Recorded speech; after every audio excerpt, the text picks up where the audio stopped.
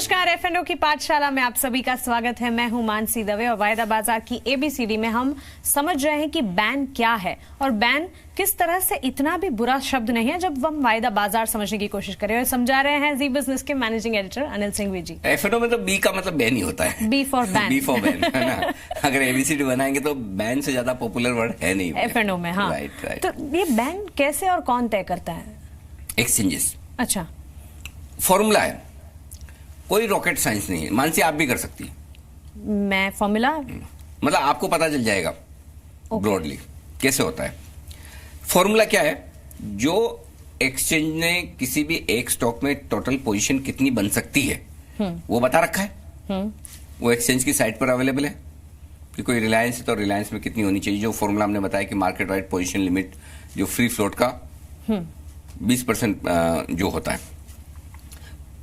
आप किसी भी वक्त एक्सचेंज की साइट पर जाकर देखेंगे या अगर आपके पास आप ब्रोकर है, वायदा कारोबार का टर्मिनल आपके पास है तो वहां पर आपको पता चलेगा किस स्टॉक में कितनी पोजीशन बन चुकी है। जैसा हमने पिछली बार बताया, किसी स्टॉक में जो पोजीशन लिमिट अलाउड है, मार्केट वाइड पोजीशन लिमिट जिसको MWPL बोलते हैं जी, उसके 95% से ऊपर जाने पर स्टॉक बैन में चले जाता है जी। राइट। तो आप कैलकुलेट कर सकते हैं, देख सकते हैं एक्सचेंज पे कि इस स्टॉक में कितनी पोजीशन बनी है और वो 95% से ऊपर गई। अगर दिन के अंत में बाजार बंद होने के बाद, दिन के दौरान जा सकती है। देखिए एक चीज समझ लीजिए, बैन जो आता है ना स्टॉक का वो दिन के दौरान नहीं आता।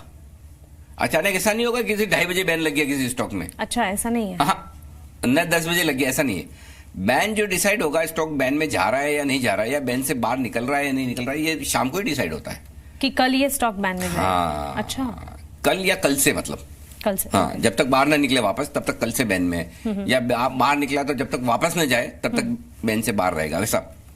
तो शाम को जब फाइनल डेटा निकल कर आते हैं जी, अगर उस फाइनल डेटा में एक्सचेंज को ये लगता है कि मार्केट वाइड पोजीशन लिमिट की 95% से ज्यादा की पोजीशन बन गई है, वो उस स्टॉक को अगले दिन के लिए बैन में डाल देंगे। सिंपल। तो वो कैलकुलेशन का फॉर्मूला है, आसानी से अवेलेबल है, हर आदमी देख सकता है, कर सकता है। और यही वजह कि हम जी बिजनेस पर हर रोज 3 बजे 3:15 बजे बताते ही हैं बैन से बेनिफिट जी। और हर सुबह बैन वाले फ्यूचर्स आप बताते हैं, बात करते हैं तो वो है। लेकिन ये तेजी या मंदी की पोजीशन जो है वो, मतलब अगर मेरी तेजी या मंदी की पोजीशन है तो फिर मैं क्या करूं? हाँ, अब ये थोड़ी सी ट्रेडिंग वाले एस्पेक्ट है। हाँ, देखिए एक चीज तो क्लियर है, आपकी जो भी पोजीशन है आपको कोई काटने की जरूरत नहीं है। और ऐसा भी नहीं कि आप बैन में चले गए तो आप अपनी पोजीशन में कुछ नहीं कर पाएंगे। हाँ, क्योंकि जो है वो तो रहेंगी, वो रहेंगी। वो आपको पिछली बार पता चली गया, राइट। देखिए स्टॉक बैन में क्यों आता है, उसके पीछे कारण समझना जरूरी है। स्टॉक बैन में तब आता है जब बहुत ज्यादा पोजीशन बनी हो, जितनी अलाउड है उसके आसपास पहुंच गई हो, ज्यादा पहुंच गई हो, तभी बैन में आता है जी। अब पोजीशन बनी है तो किस तरह की बनी है, वो तेजी की बनी है या मंदी की बनी है, दोनों में से एक बनी हुई। अब आमतौर पर कोई भी ट्रेडर होगा तो वो क्या बोलेगा, अरे ये कैसे पता चलता है कि तेजी की बनी मंदी की बनी? हाँ, ट्रेड कब होता है? आपने बेचा मैंने खरीदा, हाँ, मैंने बेचा आपने खरीदा, तो बायर भी तो बराबर है, सेलर भी तो बराबर है। फिर कैसे पता लगाए कि तेजी की पोजीशन बनी है मंदी की पोजीशन बनी?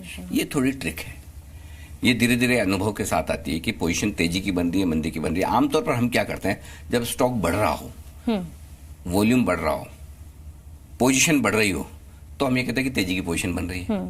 जब स्टॉक गिर रहा हो, वॉल्यूम के साथ गिर रहा हो, वो नीचे आ रहा हो और पोजीशन बन रही हो, तो हम कहते हैं मंदी की पोजीशन बन रही है। तो अब आप ये, आपका सवाल ये कि मेरी तेजी की पोजीशन है तो क्या करूं, मंदी की है तो क्या करूं? हाँ।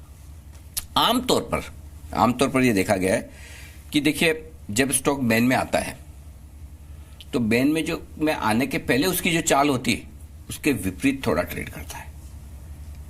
अच्छा, देखिए समझिए आपने कोई स्टॉक लिया है, खरीदा हुआ है, स्टॉक बढ़ रहा है, तेजी की पोजीशन बन रही है, बनते बनते इतनी ज्यादा बन गई कि स्टॉक वायदा कारोबार के बैन में आ गया। तो जो लोग तेजी की पोजीशन बनाना चाहते थे वो अब फ्रेश तो नहीं बना सकते। हाँ, दिन के दौरान भले ही ट्रेड कर लो, नई पोजीशन तो ओवरनाइट बन नहीं सकती जी, राइट। जिन लोगों ने इतनी बना रखी है इस उम्मीद में कि स्टॉक बढ़ेगा, तो जब हम नई पोजीशन और जरूरत से ज्यादा नहीं बन सकती तो स्टॉक के बढ़ने की गुंजाइश थोड़ी कम हो जाती। क्यों? क्योंकि अब आपके पास 2 ही ऑप्शन बचे। नए लोग जो ट्रेड करना चाहते हैं या तो दिन के दौरान करके खत्म करें या कैश मार्केट में डिलीवरी खरीदें। अच्छा, तो ये आप फ्रेश खरीदारी कर सकते हैं। तो जब तेजी की वजह से बैन में आता है स्टॉक तो आपके लिए फ्रेश खरीदारी की गुंजाइश कम हो जाती है। तो फिर स्टॉक में लोग प्रॉफिट बुकिंग करते हैं, थोड़ा सा स्टॉक नीचे आता है, जो ट्रेडर्स थक कर अपनी पोजीशन हल्की करते हैं, बोले चलिए ठीक है बैन में आ गया, अब चलेगा नहीं चलेगा, कब बैन से बाहर निकलेगा तब की तब देखेंगे, पैसा बन रहा है, प्रॉफिट बन रहा है, थोड़ा बुक करो। तो तेजी की वजह से बैन में आया तो स्टॉक थोड़ा सा कमजोर हो सकता है। अच्छा, मतलब वो विपरीत रिएक्ट करेगा। विपरीत रिएक्ट आमतौर पर, जरूरी नहीं है, कोई फॉर्मूला नहीं है, ये आमतौर पर बता रहा हूं। उसी तरह से मंदी मंदी मंदी मंदी होती रही, बहुत लोगों ने मंदी की पोजीशन बना ली, ये तो स्टॉक गिरना ही है, खराब है, ऐसा है वैसा है, बाजार खराब है, स्टॉक खराब है, जो भी हो बना के रखिए, अचानक से स्टॉक बैन में आ गया तो अब क्या होगा? नई पोजीशन तो बन नहीं सकती। हाँ।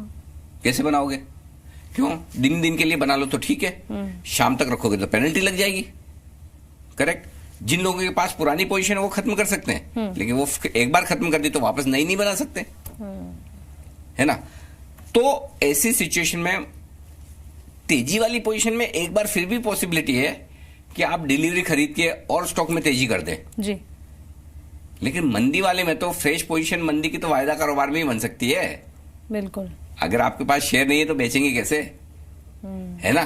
कैश मार्केट में तो बेच नहीं सकते डिलीवरी बगैर शेयर के। हाँ। खरीद तो फिर भी सकते हैं पैसे से, बेच नहीं सकते। बेचने के लिए तो आपको फिर वायदा कारोबार ही चाहिए। हाँ। तो फिर क्या होगा? मंदी की पोजीशन के वजह से अगर स्टॉक बैन में गया तो मंदी कटेगी।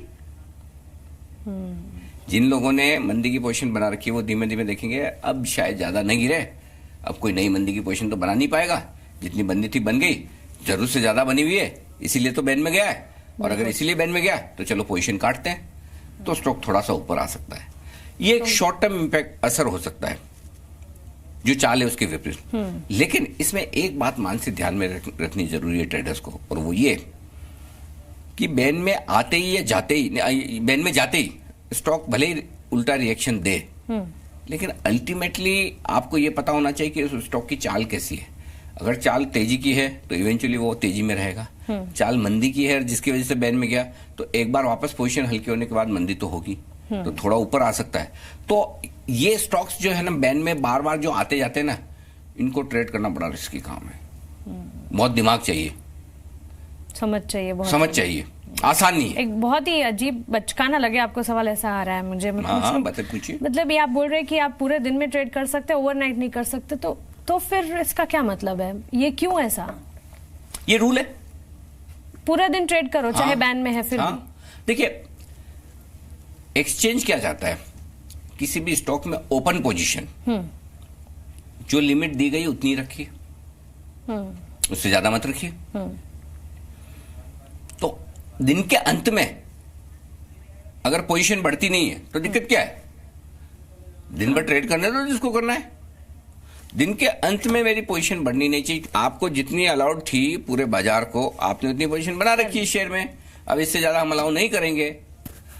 मैं आपको अगले एपिसोड में ये बता दूंगा कि शेयर बैन में जाता कैसे, वो तो बता दिया, बाहर कैसे आता है, और उससे आप कैसे फायदा उठा सकते हैं जी। और अगर बैन में शेयर पहले जाने वाला है, निकलने वाला है, उससे कैसे फायदा उठा सकते हैं वो भी मैं आपको बता दूंगा। चलिए, तो वायदा बाजार की ABCD में B माने बैन हम सीख रहे हैं, आगे भी बैन ही चलता रहेगा, तो आप बने रहे हमारे साथ। नमस्कार।